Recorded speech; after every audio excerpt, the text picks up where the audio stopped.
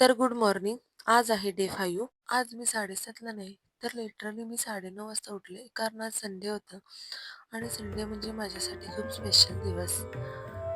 आज मी उठून आवरून क्लासमध्ये गेले आणि क्लास वगैरे झाल्यावर मी घरी आले, जेवले वगैरे आणि मी झोपायला गेले. रोजच्या बिझी रुटीनमधून एक दिवस असा मिळतो, ज्या दिवशी मी घरच्यांसोबत वेळ घालवते आणि माझ्यासाठी पण वेळ काढते. संध्याकाळ झाली, मी देवपूजा वगैरे केली आणि मी स्वयंपाक करायला घेतला. मी आणि मम्मी आज आम्ही दोघींनी मिळून स्वयंपाक केला. लाईफ परफेक्ट नसते, पण आपले लोक सोबत असतील तर सगळे परफेक्ट व्हायला लागतं.